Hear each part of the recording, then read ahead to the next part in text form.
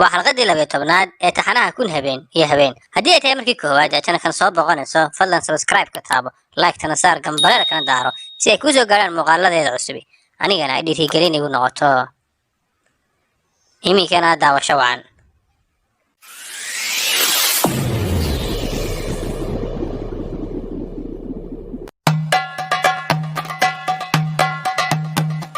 habeenkii xigay waxay Shahrazad sheekadii ku bilowday. Waxay soo gaadhay boqor in wiilkii uu yiri markii aan qasrigii galay waan fadhiistay. waxaana ii timi gabadhii oo ku labisan taaj lagu xardhay luul iyo yaquut.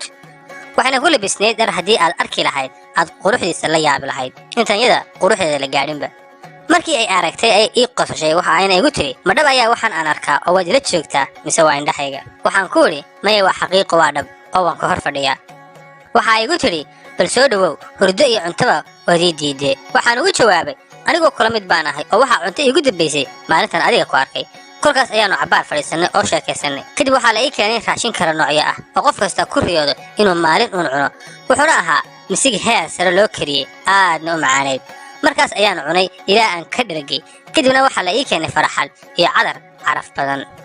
intaa kadib waxa aanu u gudubnay qol aad u qurux badan oo si heer sare ahna loo goglay. kadibna waxa aanu galnay sheeko iyo kaftan ilaa waagii nooga baryey. markii subaxii la gaaray ayaan soo saaray lacagtii jeebkayga iigu jirtay oo 50 diinaar ahayd. gabadhii ayaanan siiyey. markaas ayay igu tiri goormaynu mar kale is arkaynaa. waxaan ugu jawaabay aniga ku iman doona waanan ka soo tegey. waxaan soo aaday suuqii anigoo ganacsigaygii guda galay. habeenkii markii la gaaray ayaan lacag la-eg intii shalay soo qaatay waxa aanan soo aaday qasrigeedii. markii aan u imi ayaa la ii soo dhaweeyey waxaana la ii keenay casho heer sare ah. waanu cashaynay kadibna sidii habeenkii hore ayaanu sheeko iyo hasaabo qabsanay. subaxii markii la gaaray ayaan lacagtii siiyey waana soo baxay. waxaan sidaa muddo dheer ahaado oo habeen kasta aan u geynayay 50 diinaar ayaan gabi ahaanba fallisay oo lacagtii iga dhammaatay. waxa aan noqday mid aan waxba haysanin. kolkaas ayaan ka shaleeyey aniga oo niyadda iska idhi shaydaan ayaa ku duubsaday.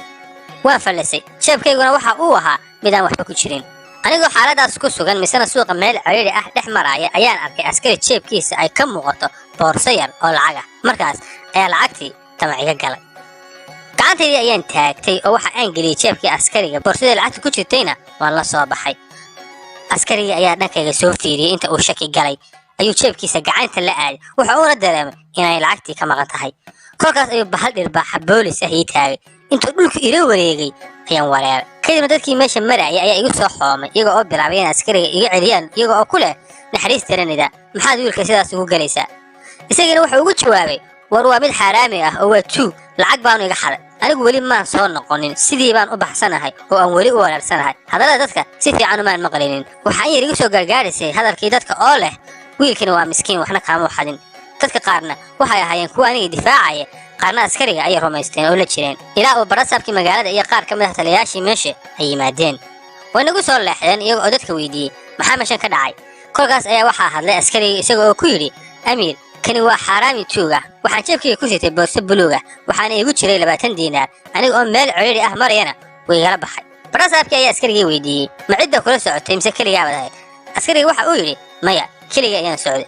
kolkaas ayuu barasaabkii amar ku bixiyey in la ibaaro. kadibna waa la ibaaray ilaa la iga soo saaray boorsadii oo lacagtii ku jirto. kolkaas ayuu barasaabkii lacagtii tiriyey waxa uuna ogaaday inay 20 diinaar uu askarigu sheegayay ay tahay askariguna arrinkuu sheegayo xaqiiqo yahay.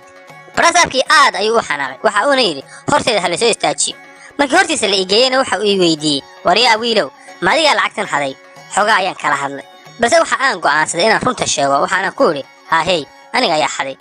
barasaabkii waxa uu la yaabay sida runta aan ugu dhiiraday. waxa uuna u wacay markhaatiyaashii. kadibna markii hadalkayga la diiwaan geliyey ayaa gacantii la iga gooyey. barasaabkiina wuu iska tegey. markii gacanta la iga gooyey ayay dadkii igu soo xoomeen igana naxeen iyaga oo biyo iyo baadba ii keenay. xitaa waxaa iga naxay askarigii wuxuuna ii siiyey shandadii lacagta ku jirtay isagoo igu yidhi waxaad tahay wiil wanaagsan macquulna ma aha inaad tuug tahay. haddii aanu xukunka barasaabka gaari lahayna waan iska kaa cafin lahaa. kolkaas ayaan aniga oo aad u xanuunsanaya meeshii ka soo tegey. gacantaydii layga gooyena waxa aan ku qariyey jeebkayga ilaa aan gabadhii u imi.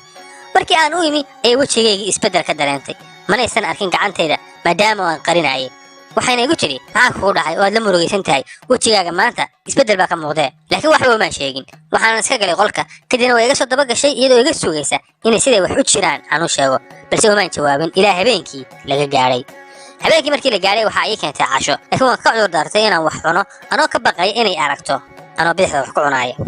kadib ayaan seexday markii aan jiifsaday ayay aragtay gacantaydii oo go'an iyo 20 diinaar aan watay markaas ay aad u murugootay subaxii markii la gaaray oo aan hurdadii ka soo kacay ayaan damcay inaan baxo markaasay igu tiri xaggaad rabtaa inaad aado waxaan ugu jawaabay meel aan murugada iskaga soo biiyo ayaan aadaya ha tegina kaale halkan soo fadhiiso markaan agteeda soo fadhiistay ayay igu tiri jacayl aad ii qabto dartii ma waxaad gaadhay heer aad hantidaada oo dhan igu bixisay ilaa ay waxba kuu soo hari waayeen oo gacantaadiin aad ku weyday allah ayaa iga markhaati ah inaanan weligay kaa hadhi doonin hadalkaygana run ahaanshihiisa waan ku tusi doonaa kolkaas ayay shiikh iyo markhaati u wacday markay isu yimaadeenna waxa ay ku tiri markhaati ka ahaada in wiilka aan meher ahaan uga qaatay 20 diinaar guurkiisana aan rabo waxaanad ka marakacdaan inaan maalkayga oo dhan iyo dhammaan addoommadeyda iyo jaariyadahaygaba aan isaga ku wareejiyey gabadhii ayaa la ii meheriyey kadib inta ay soo kaxaysay ayay soo hor istaajisay sanduuq weyn wayna furtay waxay ka soo saartay boorsooyin yaryar oo fara badan oo ahaa kuwii aan lacagta ugu keeni jiray kuwaasoo sidoodii ah lacagtiina ay ku jirto waxa igu tiri kani waa xoolihii aan kaa qaadi jiray waxaanan maalin kasta ku ridi jiray sanduuqan ee hoo oo qaado alla dib ayuu kugu soo celiyey wixii kugu dhacayna waxay ahaayeen qadarta rabbi aniguna ma awoodo inaan abaalkaaga gudo xitaa haddii aan nafteyda ku hibeeye hantideedii oo dhan ay igu wareejisay aniguna waan ka aqbalay waxayna ahayd mid aad iiga murugaysan waxaan sii wada noolayn gabadhaa muddo bil ah hase yeeshee murugadii hayse ayaa kusii xoogaysatay wayna xanuunsatay xanuunkeedaasina maalinba maalinka ka dambeeya wuu ka soo daraay markay bil iyo 20 habeen xanuunkaa u jiiftay ayay geeriyootay waxa aan dareemay murugo iyo walbahaar daran meydkeedii ayaan soo aasay anigoo hanti fara badan u sadaqeeyey kadib markii xaaskaygii dhimatay waxa aan ogaaday inay hanti fara badan iiga tagtay oo ay qayb ka yihiin badeecaddii aan halkan u iib keenay taasina waa sababta aan gacanta badax wax ugu cuno wuxuu iga codsaday inaan masar u raaco aniguna waan ka ogolaaday waxaanu isku raacnay dhulka masar ilaa aan halkan uga soo wareegay oo aan ninkan meydka ah aan kala kulmay markaas ayuu suldaanka yidhi dhammaantiin waan idin wada daldalayaa markii sheekadu halkaa maraysay ayay shahrazaad dareentay in subaxii la gaadhay wayna aamustay iyada oo joojisay hadalkii u bannaanaa habeenkii xigay waxa ay tiri waxa ay soo gaadhay boqorow in suldaankii shiinuhu markii uu yidhi waan idin wada daldalayaa uu hadlay ninkii muslimka ahaa waxa uuna yidhi haddii aad ii fasaxdo suldaanow waxa aan kuu sheegi karaa sheeko ay qabsatay inta aanan ninkan meydka ah la kulmin ka hor haddii sheekadaasi ka fiicnaato midda hadda taagan ma ogashahay inaad arwaaxdeeda noo hibayso oo aad dilka naga dhaafto kolkaas ayuu suldaankii ku jawaabay soo daa waxaad hayso ninkii muslimka ahaa waxa uu hadalka ku bilaabay waxaad ogaataa suldaanow inaan habeen hore la joogay koox naqtiin waday waxayna isugu yeedheen dad culimo ah markii wixii la akhrinayay la akhriyey ayay noo keeneen cunto waxaanu cuntadaas ka mid ahayd cunto loo yaqaano surbaaja markaasaanu gudagalnay inaanu cunno hase yeeshee mid naga mid ah ayaa diiday inuu cuntadaas surbaajada cuno waxaan weydiinay sababta uu u cuni waayey wuxuu nagu jawaabay anigoon 40 jeer gacantayda maydhin ma cunaayo markaasaa farxalkii loo keenay markii uu farxashay ee cuntadii gacanta u soo taagay ayaanu ogaanay inuu 4 farood oo keliya leeyahay wax suul ahna uusan ku oolin kolkaasaanu weydiinay war maxaa suulasha kaaga dhacay wuxuu nagu jawaabay suulka gacanta midoo keliya mali iyo dhammaan suulasha ayaan la ahay xitaa kuwa lugaha waan la yaabnay hadalkiisa waxaananu weydiinay warniyo maxay tahay qisadaada iyo suul la'aantaadani wuxuu nagu jawaabay aniga aabbahay waxa uu ka mid ahaa tujaarta ugu hantida badan magaaladeeda laakiin wuxuu lahaa caado xun taasoo ah inuu khamriye cab ahaa maalintii dambe ayuu aabbahay geeriyooday waana soo aasay balse markii dambe waxa aan ogaaday inuusan wax hanti ahba nooga tegin aad ayaan uga marooday dhimashadiisa waxaanu tacsidiisa u fadhiinay maalmo ilaa maalinkii dambe aan furay dukaankii uu lahaa wuxuuna ahaa mid haawanaya oo deymo badan lagu leeyahay dukaankii boorkan ka jafay ganacsi yarna meeshii baan ka bilaabay si aan deymaha aabbahay lagu lahaa aan u bixiyo waxaan shaqeeyo habeen maalin aan soo taagnaado ugu dambayn waxaan ku guulaystay inaan deymihii bixiyo nafteydana u ganacsado maalinkii dambe anigoo dukaankii iska dhex jooga oo ganacsigayga iska wata ayaan arkay gabadh aad qurux badan taasoo aanan mid la mid ah horeba u arkin waxay wadatay wax kasta oo la isku qurxiyo iyada oo baqal saarnayd gabadha waxaa hor socday addoon sidoo kalena gadaasheeda waxaa socday addoon kale baqashii waxay istaagtay suuqa bartankiisa gabadhiina way ka soo degtay waxay isha la wada raacday dukaamadii suuqa waxayna ogaatay in dukaankaygu uu ugu fiican yahay badeecada taalla awgeed kolkaas ayay dhankayga u soo jihaysatay oo dukaankaygii soo aaday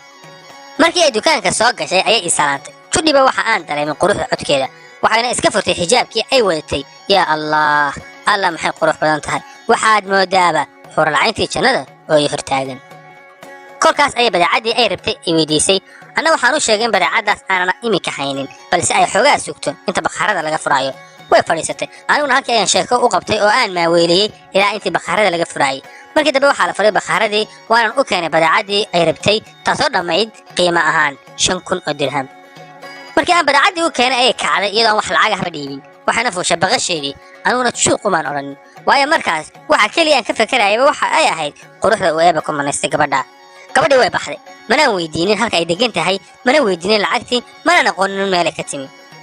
isbuuc ayaa ka soo wareegay gabadhiina ma hayo waxaana ii yimid ganacsatadii oo lacagta doonaya waxaanse u sheegay inay hal isbuuc oo kale ay sugaan isbuucii xigay nasiib wanaag way ii timi iyada oo lacagtii sida markaan lacagtii ka qaatay ayay su'aal lama filaan ah oo aan sinaba u filaynin ayay weydiisay iyadoo igu tiri xaas ma leedahay waxaan ku idhi maya malihi ilin ayaa markaa iga soo daadatay waxay igu tiri maxaa kugu dhacay la ooyeysaa waxaan ku idhi dhacdo igu soo dhacday awgeed ayaan la ooyey laakiin xaqiiqadu waxa ahayd jacaylkaan u qabay ayaan la ilmeeyey markaas ayaa mid ka mid ah khaadimkeeda xoogaa lacag aan siiyey waxaana ka codsaday inuuna kala dhex galo oo uu isku kacay keeno khaadimkii ayaa igu qoslay wuxuuna igu idhi weli waxba maad fahmin miyaa gabadhu way kaa heshay badeecadaadanna waxdana kamay lahayn ee waxa ay u iibsanaysa si adiga uun kuu aragto ay kugu timaado si caadi ah dantaada ugala hadal kolkaas ayaan dukaankii ku soo laabtay iyaduna way arkaysay markaan khaadimkeeda lacagta siinayay waxaan ku idhi khaadimkaaga ayaan farriin kuugu raabay iyaduna waxay igu jawaabtay khaadimka farriintaada way soo gaarsiin doonaaye adigu samee wuxuu kugu yidhi wayna iga tagtay waxaan sugaba oo dukaankayga iska dhex fadhiyaba maalinkii dambe ayaa waxaa ii yimi khaadimkeedii kolkaas ayaa intaa aan sharfay aan soo dhoweeyey waxaana ka waraystay xaalkeeda balse waxa uu ii sheegay inay xanuunsanayso gabadhii waxaan weydiiyey maxaa ku dhacay wuxuu igu jawaabay gabadhan waxaa soo korisay xaaska boqorada magaalada waxayna ka mid tahay jaariyadaheeda ay ugu jeceshahay baryahan dambe waxa ay gabadha yari jeclaatay inay bannaanka xoogaa u soo baxdo markii horena waxay ahayd midaan guriga ka soo bixin oo aan bannaanka loo ogolayn waxayna fasax ka soo qaadatay saydadeeda waana loo idmay kadibna markay soo baxday adiga ayay kula kulantay kuna jeclaatay waxayna arrinkaaga uga warrantay xaaskii boqorka kana codsatay in laguu guuriyo waxayna xaaskii boqorku ugu jawaabtay hala ii keeno ninkaa haddii uu yahay mid kuu qalma waan kuu guurin doonaa balse haddii uu noqdo midaan kuu qalmin laguma guurinayo hadda anigu waxa aan wakhtigan kuugu yimi inaan qasriga qaab qarsoodi ah kuu geliyo si aad xaaska boqorka ula kulantid laakiin mid ogow haddii arrinteenna ay ogaadaan ilaalada boqorka oo lagu qabto way kuu dhammaatay oo isla goobtaas ayaa lagugu daldalayaa haddii si aad ka gudubto xaaska boqorka ayaad la kulmaysaa gabadhaasna waa lagu guurinayaa marka maxaad ka tiri arrinkaa waxaan ugu jawaabay waan ku raacayaa wixii igu dhacayaa ha igu dhacaane naftaydana waan ku khamaarayaa kolkaas ayuu igu yidhi hadday sidaa tahay caawa marka la gaadho masjidka hebel tag oo seexo anigaan halkaa kugu imanaaye sidii ayaan yeelay masaajidkii ayaan tegey ceshihiina meesha ayaan ku tukaday kadibna waan seexday markii xilligii sucuudta la gaadhay ayaa waxaa ii yimi labadii khaadim oo wada sanduuq weyn iyo alaab kale oo fara badan waxay igu qaadeen sanduuqii waxaanan is arkay anuu gurigii boqorka dhex jooga kadib waxaan meeshii ku arkay gabadhii markay i aragtay ayaa hab i siisay oo i dhukatay cabbaarna ila sheekaysatay waxayna iisii gudbisay beerta qasriga halkaas oo aan kula kulmay jaariyadihii qasriga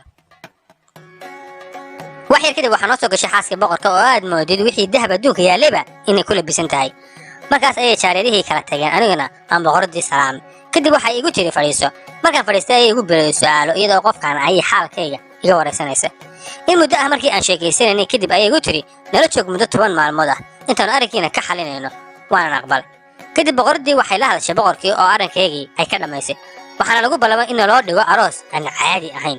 waxaan noqday mid aad u faraxsan waxaanan sugi lahaa inta uu aroosku ka dhacayo ilaa laga gaadhay maalinkii dambe oo arooskii dhacay markii uu arooskii dhacay ee habeenkii la gaadhay ayaa waxaa la ii keenay miis ay saaran yihiin nooc kasta oo cunto ah waxaana cuntadaas ka mid ahayd cuntada loo yaqaano zubraaj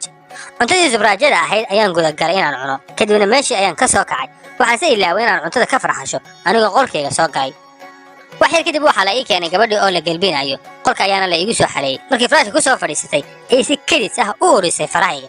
waxaana uga soo shiiray cuntada zubraajyada ahayd ee aan soo cunay kolkaas ayay qaylisay waxaana meeshii soo galay jaariyadihii iyo adeegayaashii anna waan isku naxay anoon ogeyn waxa dhacay gabadhii baa la weydiiyey maxaa kugu dhacay waxayna ugu jawaabtay ninkan waalan iga saara waxaan moodaya inuu yahay qof caadiya waa nin waalan iga saara markaasaan kuulo oo sidaad ku ogaatay inaan waalanahay waxay ugu jawaabtay iyadoo aad u cadhaysan yaa kugu yidhi cun zubraajyada kaaga sadaran adigoo aan faraxalanin eed aniga ii imanaysaa soo maaha wallaahi baan ku dhaartay inaanan ku dhaafaynin anigoo aan ku ciqaabin sheekadu markay halkaa maraysay ayay shahrazaad dareentay in subaxii la gaadhay waxa ayna joojisay hadalkii u bannaanaa halkaas ayaana ku soo koobaya xalqaddina maanta inta xalqaddan